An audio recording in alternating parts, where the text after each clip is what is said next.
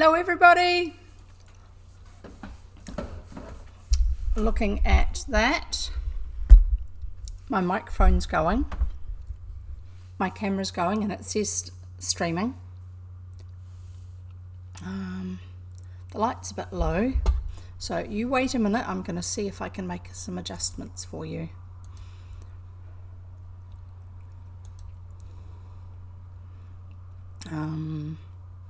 Color correction.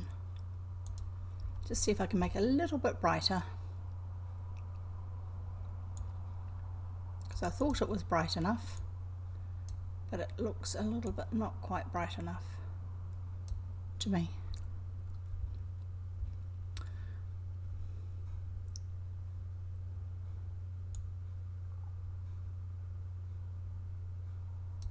And then I'll start talking. Is that a bit better? Kind of. It's funny because it works well before I open this up, and now it's looking rather slightly odd. Turn the microphone around and look, because I have requests, I shall put my little tiara on and hopefully it'll stay.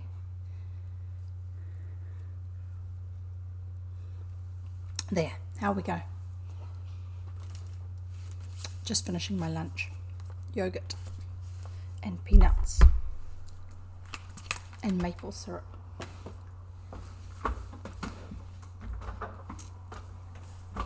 And I've got my box to hold my tablet on, so my arms don't feel like they're going to fall off. What have you been up to this week, hey? Anything particularly interesting? Sorry, food around the edges of my mouth. Now, we had a rather amusing situation last time in that, first of all, the picture was really washed out. And so I had to go offline so I could see if I could fix it, because I had to fix it in another program that won't work when this one's going.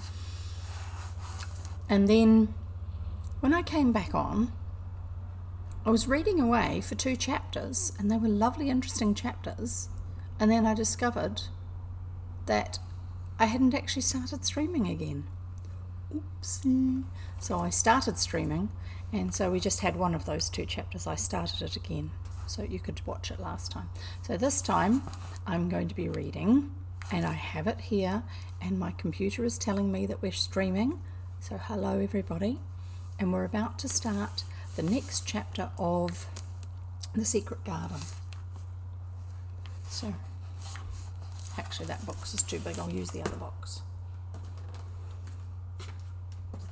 Nearly there. I've got boxes next to me, lots of them. And we can get started. Right, then I don't have my hands sitting in front of the camera all the time. Chapter 13. XIII is 13. I am Colin. That's the title of the chapter. Mary took the picture back to the house when she went to her supper and showed it to Martha. Now, remember last time, Mary had found a picture with some writing underneath it on a rose bush in the garden, and it was from Dickon, and it said, "I will come back." Not very well spelled. Anyway, so Mary took the picture back into the house when she went to her supper, and she showed it to Martha. "Eh," said Martha with great pride, "I never knew our Dickon was as clever as that. That there is a picture of a missel thrush on her nest, as large as life and twice as natural." Then Mary knew Dickon had meant the picture to be a message. He had meant that she might be sure he would keep her secret. Her garden was her nest, and she was like a missel thrush. Oh, how she did like that queer common boy. She hoped he would come back the very next day, and she fell asleep looking forward to the morning. But you never know what the weather will do in Yorkshire, particularly in the springtime. She was awakened in the night by the sound of rain beating with heavy drops against her window. It was pouring down in torrents, and the wind was wuthering round the corners and in the chimneys of the old house. Mary sat up in bed and felt miserable and angry. "The rain is as contrary as I ever was," she said. "It came because it knew I did not want it." She threw herself back on her pillow and buried her face. She did not cry, but she lay and hated the sound of the heavily beating rain. She hated the wind and its wuthering. She could not go to sleep again. The mournful sound kept her awake because she felt mournful herself. If she had felt happy, it would probably have lulled her to sleep. How it wuthered, and how the big raindrops poured down and beat against the pane. Excuse me. I feel like I've still got bits of food stuck on the edges of my mouth. It sounds just like a person lost on the moor and wandering on, crying, she said. She had been lying awake, turning from side to side for about an hour, when suddenly something made her sit up in bed and turn her head towards the door, listening. She listened, and she listened. "It isn't the wind now," she said in a loud whisper. "That isn't the wind. It is different. It is that crying I heard before." The room of her door was ajar, and the sound came down the corridor, a far-off, faint sound of fretful crying.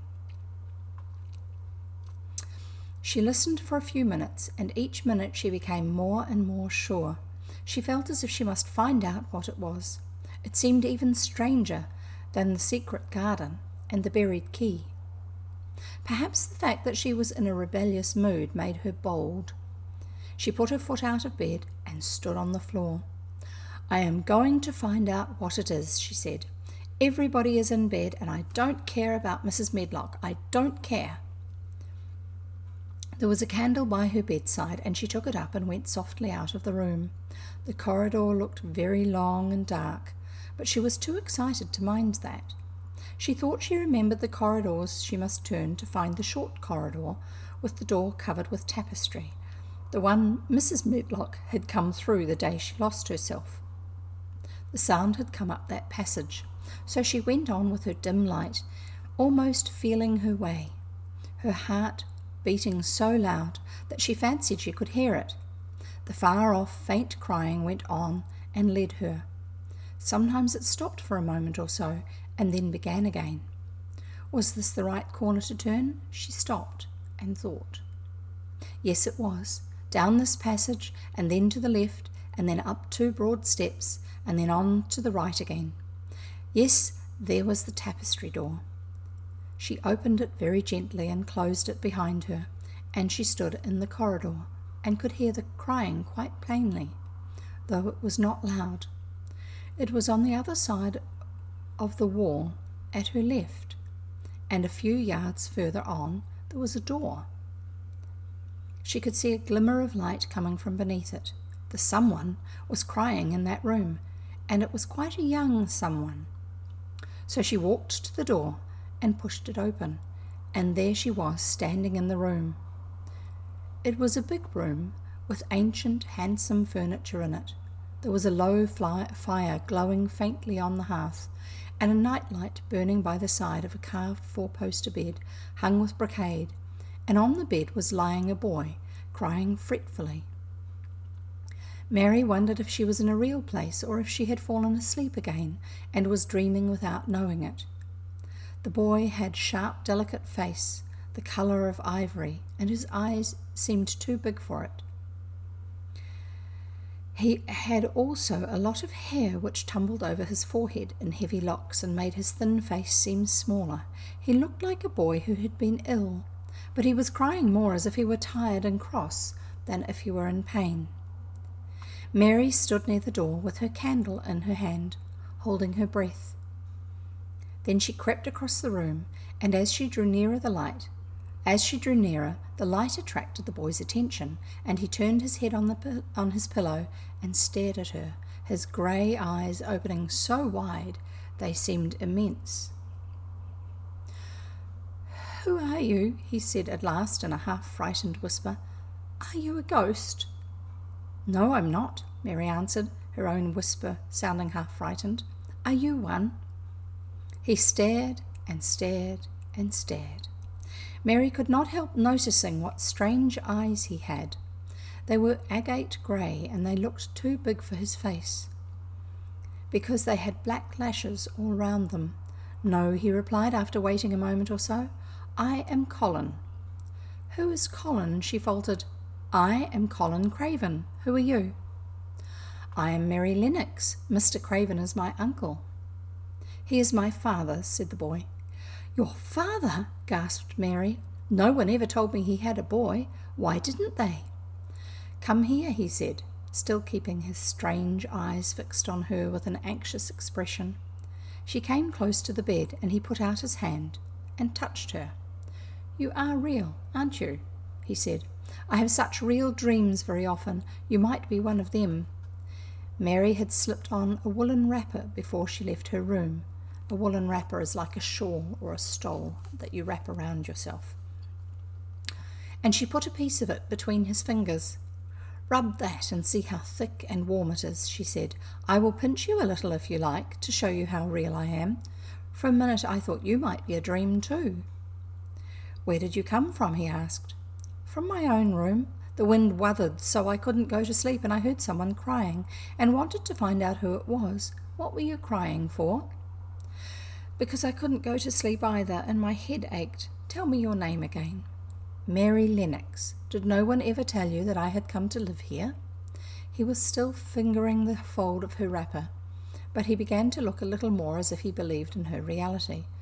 "No," he answered, "they daren't." "Why?" asked Mary. "Because I should have been afraid you would see me. I won't let people see me and talk me over." "Why?" asked Mary again, feeling more mystified every minute. "Because I am like this always, ill and having to lie down. My father won't let people talk me over either. The servants are not allowed to speak about me. If I live, I may be a hunchback, but I shan't live. My father hates to think I may be like him." "Oh, what a queer house this is," Mary said. "What a queer house. Everything is a kind of secret. Rooms are locked up and gardens are locked up. And have you been locked up?" "No. I stay in this room because I don't want to be moved out of it. It tires me too much." "Does your father come and see you?" Mary ventured. "Sometimes. Generally when I'm asleep. He doesn't want to see me." "Why?" Mary could not help asking again. A sort of angry shadow passed over the boy's face. "My mother died when I was born, and it makes him wretched to look at me. He thinks I don't know, but I've heard people talking. He almost hates me." "He hates the garden because she died," said Mary, half speaking to herself. "What garden?" the boy asked. "Oh, just a garden she used to like," Mary stammered. "Have you been here always?" "Nearly always. Sometimes I have been taken to places at the seaside, but I won't stay because people stare at me. I used to wear an iron thing to keep my back straight, but a grand doctor came from London to see me and said it was stupid. He told them to take it off and keep me out in the fresh air. I hate fresh air, and I don't want to go out." "I didn't when I first came here," said Mary.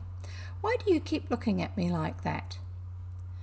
"Because of the dreams that are so real," he answered rather fretfully. "Sometimes when I open my eyes I don't believe I'm awake." "We're both awake," said Mary.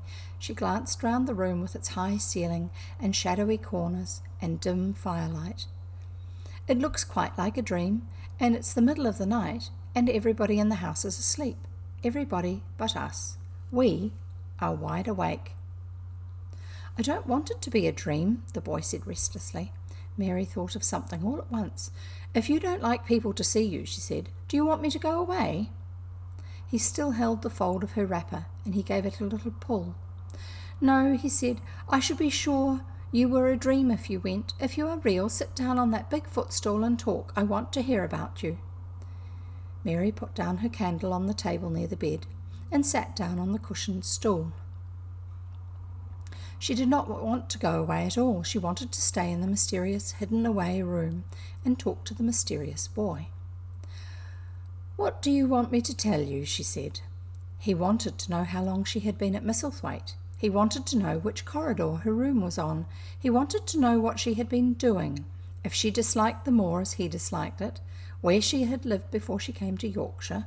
She answered all these questions and many more, and he lay back on his pillow and listened. He made her tell him a great deal about India, and about her voyage across the ocean. She found out that because he had been an invalid, he had not learned things as other children had. One of his nurses had taught him to read when he was quite little, and he was always reading and looking at pictures and splendid books. Though his father rarely saw him when he was awake, he was given all sorts of wonderful things to amuse himself with. He never seemed to have been amused, however. He could have anything he asked for, and was never made to do anything he did not like to do. "Everyone is obliged to do what pleases me," he said indifferently. "It makes me ill to be angry. No one believes I shall live to grow up." He said it as if he was so accustomed to the idea that it had ceased to matter to him at all. He seemed to like the sound of Mary's voice. As she went on talking, he listened in a drowsy, interested way. Once or twice she wondered if he were not gradually falling into a doze, but at last he asked a question which opened up a new subject. "How old are you?" he asked. "I'm 10, answered Mary, forgetting herself for the moment. "And so are you." "How do you know that?" he demanded in a surprised voice. "Because when you were born the garden door was locked and the key was buried, and it has been locked for 10 years. Colin half sat up, turned towards her, leaning on his elbows. "What garden door was locked? Who did it? Where was the key buried?" he exclaimed as if he was suddenly very much interested. It was the garden Mr. Craven hates," said Mary nervously. "He locked the door. No one knew where he buried the key." "What sort of a garden is it?" Colin persisted eagerly. "No one has been allowed to go in it for 10 years, was Mary's careful answer. But it was too late to be careful. He was too much like herself. He, too, had had nothing to think about, and the idea of a hidden garden attracted him as it had attracted her. He asked question after question. Where was it? Had she never looked for the door? Had she never asked the gardeners? "They won't talk about it," said Mary. "I think they've been told not to answer questions." "I would make them," said Colin. "Could you?" Mary faltered, beginning to feel frightened. If he could make people answer questions, who knew what might happen? "Everyone is obliged to please me. I told you that," he said. "If I were to live, this place would sometime belong to me. They all know that. I would make them tell me." Mary had not known that she herself had been spoiled, but she could see quite plainly that this mysterious boy had been. He thought that the whole world belonged to him. How peculiar he was, and how coolly he spoke of not living. "Do you think you won't live?" she asked, partly because she was curious and partly in hope of making him forget the garden. "I don't suppose I shall," he answered, as indifferently as he had spoken before. "Ever since I remember thinking anything, I have heard people say I shan't. At first they thought I was too little to understand, and now they think I can't hear. But I do. My doctor is my father's cousin. He's quite poor, and if I die he will have all Misselthwaite when my father is dead. I should think he wouldn't want me to live." "Do you want to live?" inquired Mary. "No," he answered in a cross, tired fashion, "but I don't want to die. When I feel ill, I lie here and I think about it until I cry and cry." "I have heard you crying 3 times, Mary said, "but I did not know who it was. Were you crying about that?" She did so want him to forget the garden. "I dare say," he answered. "Let us talk about something else. Talk about that garden. Don't you want to see it?" "Yes," answered Mary in quite a low voice. "I do," he went on persistently. "I don't think I ever really wanted to see anything before, but I want to see that garden. I want the key dug up. I want the door unlocked. I would let them take me there in my chair. That would be getting fresh air. I'm going to make them open the door."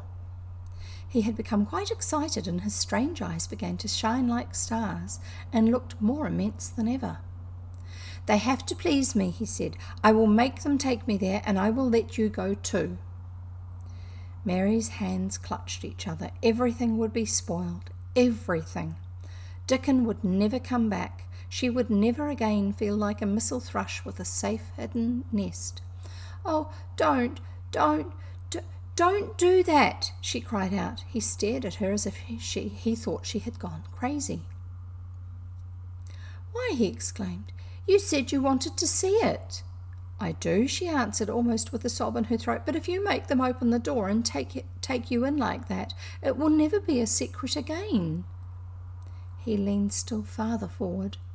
"A secret? What do you mean? Tell me." Mary's words almost tumbled over one another. You see, she panted, "if no one knows but ourselves, if there was a door hidden somewhere under the ivy, if there was, and we could find it, and if we could slip through it together and shut it behind us and no one knew anyone was inside, and we called it our garden and pretended that we were missel thrushes and it was our nest, and if we played there almost every day and dug and planted seeds and made it come alive—" "Is it dead?" he interrupted her. "It soon will be if no one cares for it," she went on. "The bulbs will live, but the roses—" He stopped her again, as excited as she was herself. "What are bulbs?" he put in quickly. "They are daffodils and lilies and snowdrops. They're working in the earth now, pushing up pale green points because the spring is coming." "Is the spring coming?" he said. "What is it like? You don't see it in rooms if you are ill."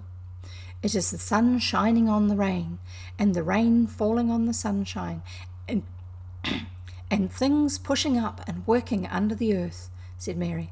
"If the garden was a secret and we could get into it, we could watch the things grow bigger every day and see how many roses are alive.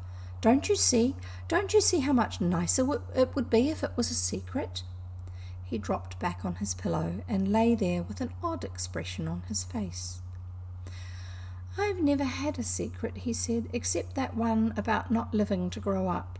They don't know I know that, so it's a sort of secret, but I like this kind better." "If you won't make them take you to the garden," pleaded Mary, "perhaps, I feel almost sure, I can find out how to get in somehow. And then, if the doctor wants you to go out in your chair, and if you can always do what you want to do, perhaps we might find some boy who could push you and we could go alone and it would always be a secret garden." "I should like that," he said very slowly, his eyes looking dreamy. "I should like that. I should not mind fresh air in a secret garden." Mary began to recover her breath and feel safer, because the idea of keeping the secret seemed to please him.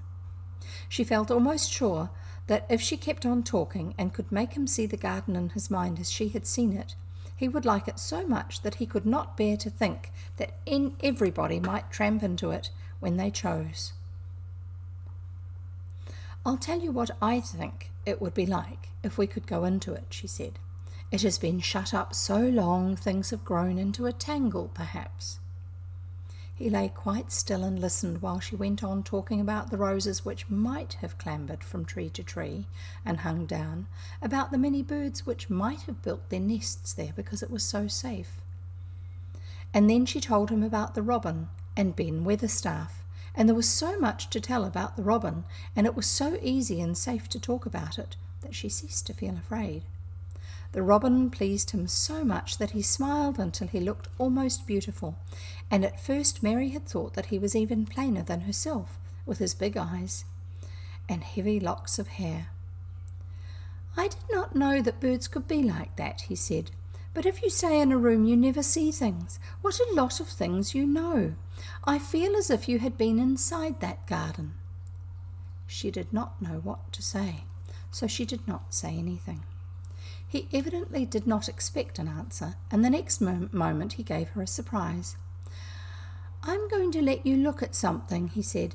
"Do you see that rose-coloured silk curtain hanging on the wall over the mantelpiece?" Mary had not noticed it before, but she looked up and saw it. It was a curtain of soft silk hanging over what seemed to be some picture. "Yes," she answered. "There's a cord hanging from it," said Colin. "Go and pull it." Mary got up, much mystified, and found the cord. When she pulled it, the silk curtain ran back on rings, and when it ran back, it uncovered a picture. It was the picture of a girl with a laughing face. She had bright hair tied up with a blue ribbon, and her gay, lovely eyes were exactly like Colin's unhappy ones, agate grey and looking twice as big as they really were because of the black lashes all round them. "She's my mother," said Colin complainingly. "I don't see why she died. Sometimes I hate her for doing it." "How queer," said Mary. "If she had lived, I believe I should not have been ill always," he grumbled. "I dare say I should have lived too, and my father would not have hated to look at me. I dare say I should have had a strong back. Draw the curtain again." Mary did as she was told and returned to her footstool. "She is much prettier than you," she said, "but her eyes are just like yours. At least they are the same shape and colour. Why is the curtain drawn over her?" He moved uncomfortably. "I made them do it," he said. "Sometimes I don't like to see her looking at me. She smiles too much when I'm ill and miserable. Besides, she's mine, and I don't want everyone to see her." There were a few moments of silence, and then Mary spoke. "What would Mrs. Medlock do if she found out that I had been here?" she inquired. "She would do as I told her to do," he answered, "and I should tell her that I wanted you to come here and talk to me every day. I am glad you came." "So am I," said Mary. "I will come as often as I can, but," she hesitated, "I shall have to look every day for the garden door." "Yes, you must," said Colin, "and you can tell me about it afterward." He lay thinking for a few minutes, as he had done before, and then he spoke again. "I think you shall be a secret too," he said. "I will not tell them until they find out. I can always send the nurse out of the room and say that I want to be by myself. Do you know Martha?" "Yes, I know her very well," said Mary. "She waits on me." He nodded his head towards the outer corridor. "She is the one who is asleep in the other room. The nurse went away yesterday to stay all night with her sister, and she always makes Martha attend to me when she wants to go out. Martha shall tell you when to come here." Then Mary understood Martha's troubled look when she had asked questions about the crying. "Martha knew about you all the time?" she said. "Yes, she often attends to me. The nurse likes to get away from me, and then Martha comes." "I have been here a long time," said Mary. "Shall I go away now? Your eyes look sleepy." "I wish I could go to sleep before you leave me," he said rather shyly. "Shut your eyes," said Mary, drawing her footstool closer, "and I will do what my ayah used to in India. I will pat your hand and stroke it and sing something quite low." "I should like that, perhaps," he said drowsily. Somehow she was sorry for him and did not want him to lie awake, so she leaned against the bed and began to stroke and pat his hand and sing a very low little chanting song in Hindustani. "That is nice," he said more drowsily still, and she went on chanting and stroking. But when she looked at him again, his black lashes were lying close against his cheeks, for his eyes were shut and he was fast asleep. So she got up softly, took her candle, and crept away without making a sound. And that's the end of chapter 13. Now I'm going to have a drink of water and get my little tiara sitting right, because it's just starting to slide. Hang on, here we go. I think that's right. Yep, there you go. Have you got your drink of water? Go on, time to have your drink of water now.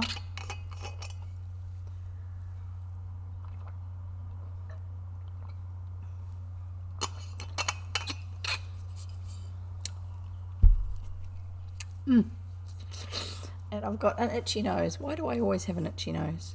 I don't think I have hay fever. My hair's tickling me now. Right. How are you doing? Are you comfortable? Do I need to wait a minute so you can dash off to the loo? After having had a drink of water. So we are going to be reading chapter 14 called A Young Rajah. Now, excuse me, itchy.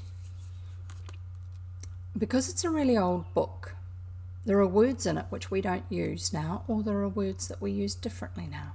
So if there are words you don't understand, write them down and look them up, or ask somebody to write them down for you and for them to look them up, or ask someone what they mean. And when I say look them up, I mean if you have a phone, look them up in the dictionary app on your phone if you have one, or look them up in a dictionary online, or look them up in a dictionary in real life. Maybe next time I'll show you my dictionary. Or ask somebody. You never know. If it's someone who's older than you, they might know the word, or someone who's had a different set of life experiences to you.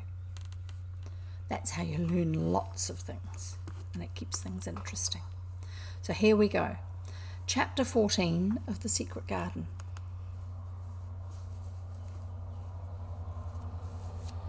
Sorry, trying to get comfortable before I get started, so I don't fidget too much. Chapter 14 of The Secret Garden. A Young Rajah. The moor was hidden in mist when the morning came, and the rain had not stopped pouring down. There could be no going out of doors. Martha was so busy that Mary had no opportunity of talking to her, but in the afternoon she asked her to come and sit with her in the nursery. She came, bringing the stocking she was always knitting when she was doing nothing else. "What's the matter with thee?" she asked as soon as they sat down. "Thou looks as if thou'd something to say."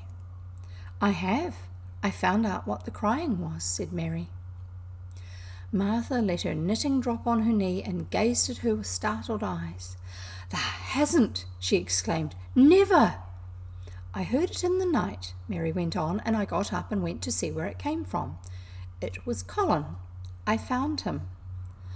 Martha's face became red with fright. "Eh, Miss Mary," she said, half crying, "thou shouldn't have done it. Thou shouldn't. Thou'll get me in trouble. I never told thee nothing about him, but thou'll get me in trouble. I shall lose my place. What'll mother do?" "You won't lose your place," said Mary. "He was glad I came. We talked and talked, and he said he was glad I came." "Was he?" cried Martha. "Art thou sure? Thou doesn't know what he's like when anything vexes him.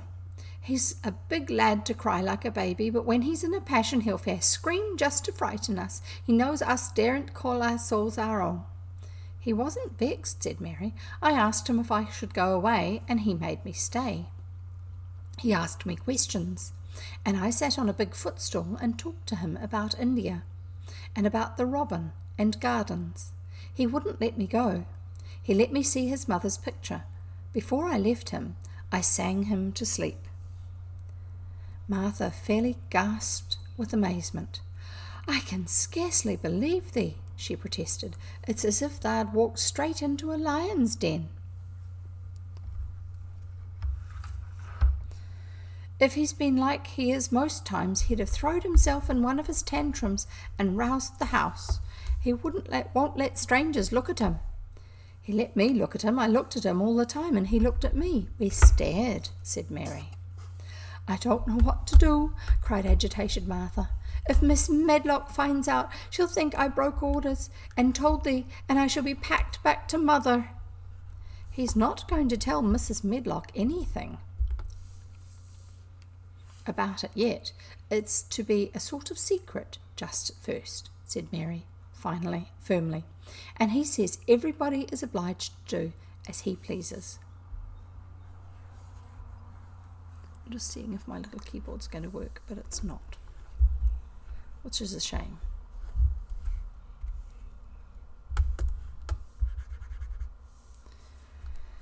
Because then I could have typed messages to you with one hand. "And he says everybody is obliged to do as he pleases," says Mary. "Aye, that's true enough, the bad lad," sighed Martha, wiping her forehead with her apron. Such a relief. "He says Mrs. Medlock must, and he wants me to come and talk to him every day, and you are to tell me when he wants me." "Me!" said Martha. "I shall lose my place. I shall for sure." "You can't if you are doing what he wants you to do, and everybody is ordered to obey him," Mary argued. "Does thou mean to say," cried Martha with wide-open eyes, "that he was nice to thee?" "I think he almost liked me," Mary answered. "Then thou must have bewitched him," decided Martha, drawing a long breath. "Do you mean magic?" inquired Mary. "I've heard about magic in India, but I can't make it. I just went into his room, and I was so surprised to see him, I stood and stared. And then he turned round and stared at me, and he thought I was a ghost or a dream, and I thought perhaps he was. And it was so queer being there alone together in the middle of the night and not knowing about each other. And we began to ask each other questions, and when I asked him if I must go away, he said I must not." "The world's coming to an end," gasped Martha. "What is the matter with him?" asked Mary. "Nobody knows for sure and certain," said Martha. "Mr. Craven went off his head like when he was born. The doctors thought he'd have to be put in an asylum. It was 'cause Mrs. Craven died, like I told you. He wouldn't set eyes on t' baby. He just raved and said it would be another hunchback like him, and it'd better die." "Is Colin a hunchback?" Mary asked. "He didn't look like one." "He isn't yet," said Martha, "but he began all wrong. Mother said that there was enough trouble and raging in the house to set any child wrong. They was afraid his back was weak, and they'd always be taking care of him. They've always been taking care of him, keeping him lying down and not letting him walk. Once they made him wear a brace, but he fretted so he was downright ill.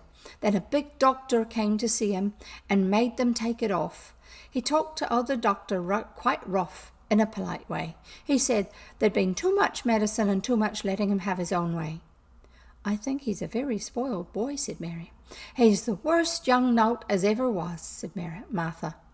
"I wouldn't say he hasn't been ill a good bit. He has coughs and colds that's nearly killed him 2 or 3 times. Once he had rheumatic fever, and once he had typhoid.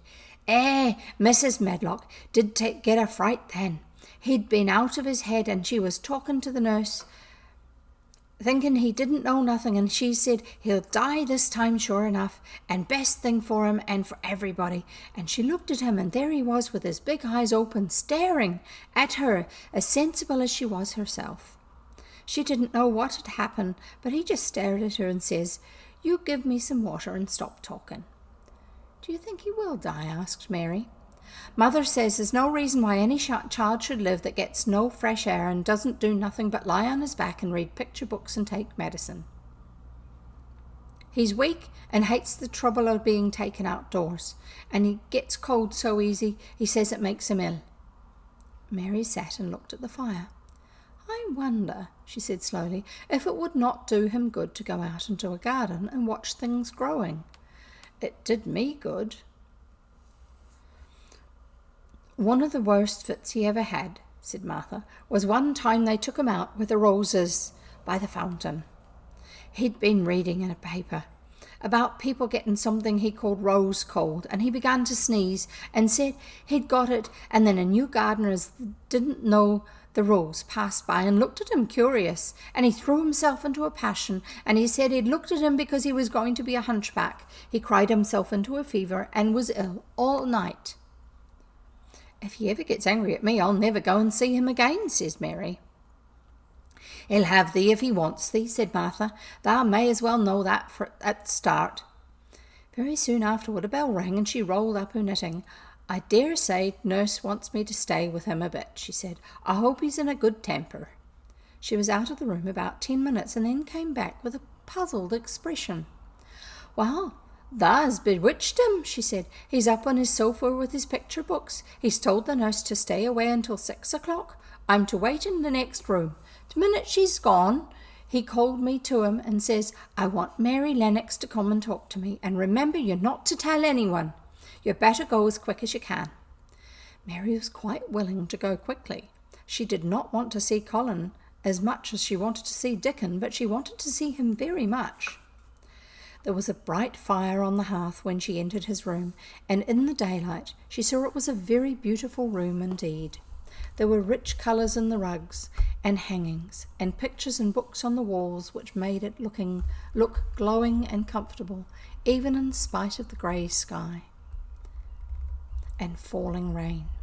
Colin looked rather like a picture himself. He was wrapped in a velvet dressing gown and sat against a big brocaded cushion. He had a red spot on each cheek. "Come in," he said. "I've been thinking about you all morning." "I've been thinking about you too," answered Mary. "You don't know how frightened Martha is. She says Mrs. Medlock will think she told me about you, and then she will be sent away." He frowned. "Go and tell her to come here. She's in the next room." Mary went and brought her back. Poor Martha was shaking in her shoes. Colin was still frowning. "Have you to do what I please, or have you not?" he demanded. "I have to do what you please, sir," Martha faltered, turning quite red. "Has Medlock to do what I please?" "Everybody has, sir," said Martha. "Well then, if I order you to bring Miss Mary to me, how can Medlock send you away if she finds out?" "Please don't let her, sir," pleaded Martha. "I'll send her away if she dares say a word about such a thing," said Master Craven grandly. "She wouldn't like that, I can tell you." "Thank you, sir," bobbed a curtsy. "I want to do my duty, sir." "What I want is your duty," said Colin, more grandly still. "I'll take care of you. Now go away." When the door closed behind Martha, Colin found Mistress Mary gazing at him as if he had set her wondering. "Why do you look at me like that?" he asked her. "What are you thinking about?" "I'm thinking about two things." "What are they? Sit down and tell me." "This is the first one," said Mary, seating herself on the big stool. "Once in India I saw a boy who was a Rajah. He had rubies and emeralds and diamonds stuck all over him. He spoke to his people just like you spoke to Martha. Everybody had to do everything he told them in a minute. I think they would have been killed if they hadn't." "I shall make you tell me about Rajahs presently," he said, "but first tell me what the second thing was." "I was thinking," said Mary, "how different you are from Dickon." "Who is Dickon?" he said. "What a queer name." She might as well tell him, she thought. She could talk about Dickon without mentioning the secret garden. She had liked to hear Martha talk about him. Besides, she longed to talk about him. It would seem to bring him nearer. "He is Martha's brother. He is 12 years old," she explained. "He is not like anyone else in the world. He can charm foxes and squirrels and birds, just as the natives in India charm snakes. He plays a very soft tune on a pipe, and they come and listen." There were some big books on a table at his side, and he dragged one suddenly toward him. "There is a picture of a snake charmer in this," he said. "Come and look at it." The book was a beautiful one with superb coloured illustrations, and he turned to one of them. "Can he do that?" he asked eagerly. "He played on his pipe and they listened," Mary explained, "but he doesn't call it magic. He says it's because he lives on the moor so much and he knows their ways. He says he feels sometimes as if he was a bird or a rabbit himself. He likes them so." I think he asked the robin questions. It seemed as if they were talking to each other in soft chirps. Colin lay back on his cushion and his eyes grew larger and larger and the spots on his cheeks burned. "Tell me some more about him," he said. "He knows all about eggs and nests," Mary went on, "and he knows where foxes and badgers and otters live. He keeps them secret so that other boys won't find their holes and frighten them. He knows about everything that grows on the moor." Sorry, I'm just making this so I can see something that's over here.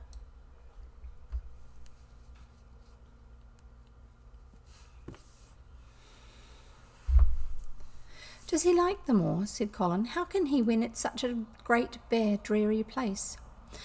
"It's the most beautiful place," protested Mary. "Thousands of lovely things grow on it, and there are thousands of little creatures all busy building nests and making holes and burrows and chippering or singing or squeaking to each other. They are so busy and having such fun under the earth or in the trees or heather. It's their world." "How do you know all that?" said Colin, turning on his elbow to look at her. "I have never been there once, really," said Mary, suddenly remembering. "I only drove over it in the dark.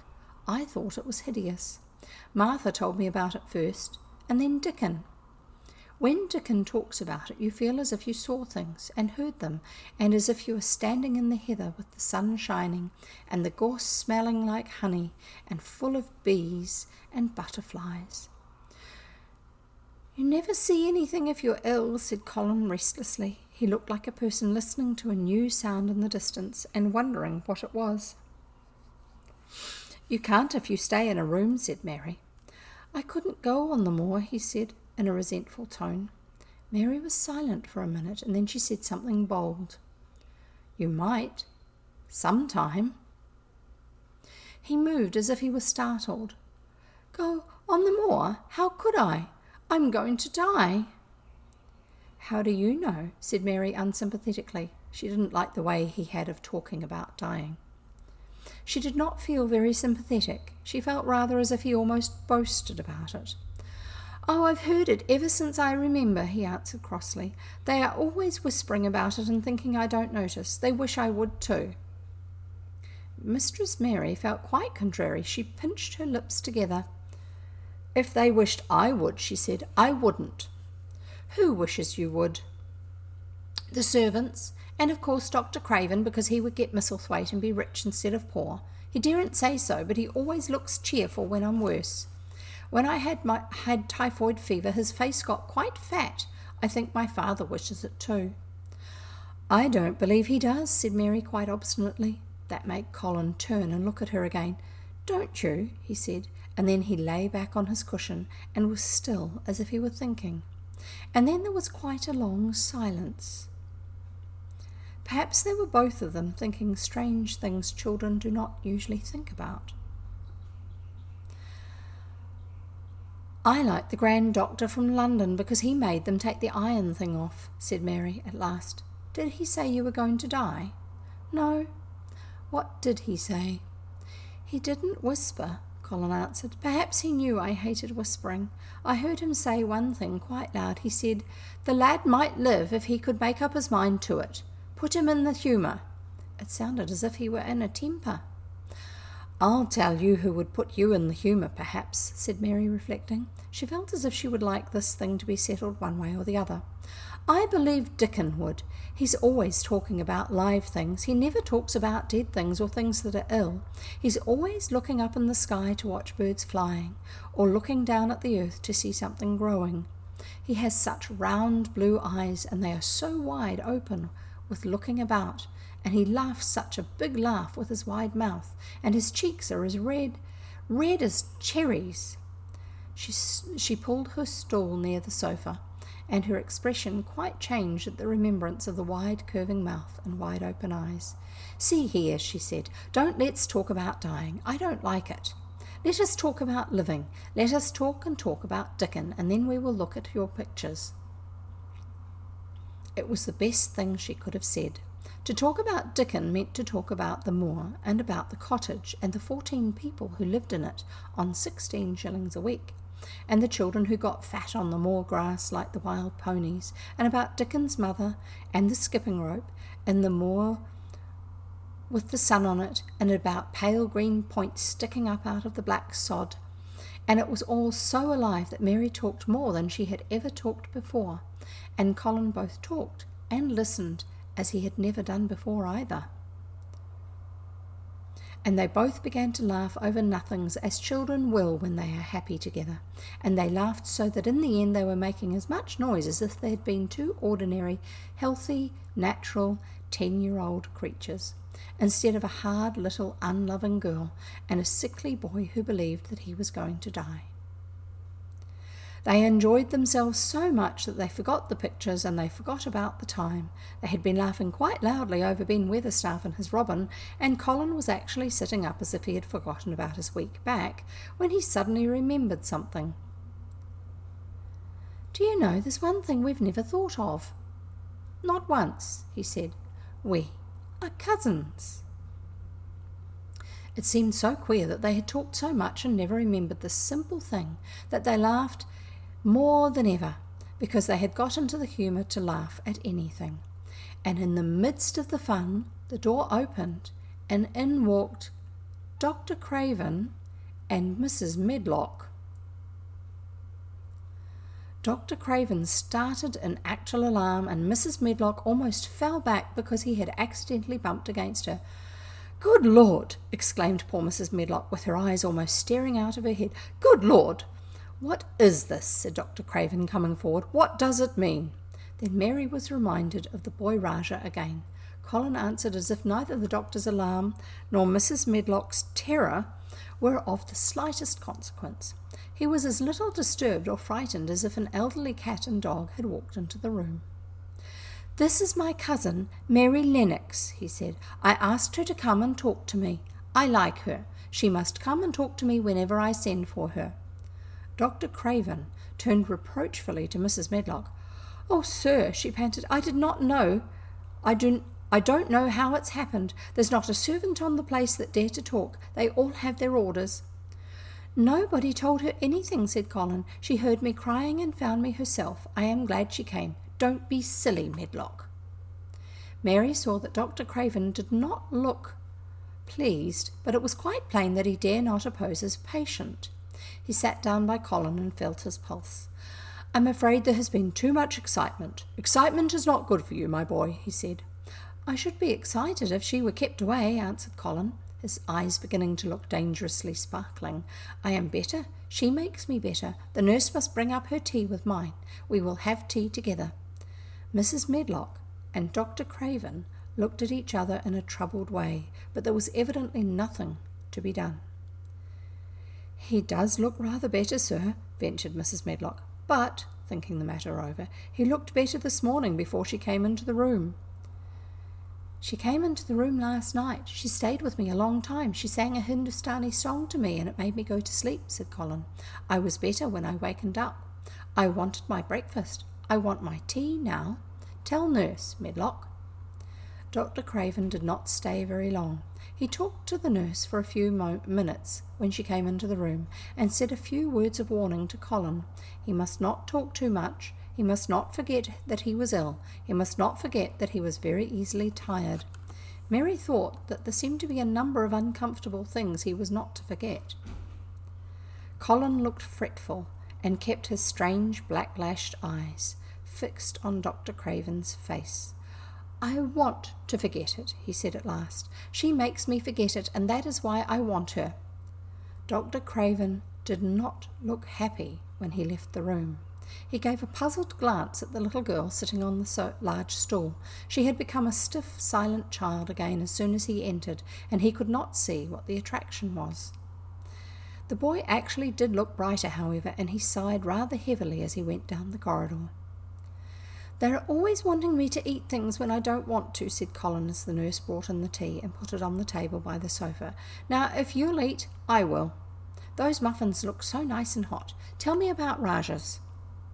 And that's the end of the chapter, and that's the end of today's reading. Next time we shall be reading chapter 15, which is called Nest Building. So be here in time for the start at 3 o'clock New Zealand time on, today's Friday, on Monday, unless there's something strange happens here. And I shall see you then, and we shall have the next chapter of The Secret Garden. What do you think's going to happen? Ooh, and what's up with Mrs. Medlock and Dr. Craven? That seems a little bit strange, doesn't it? Oh dear, I think we've got a lot more still to happen yet in this story. Anyway, I've loved reading to you today, and I shall read again next time.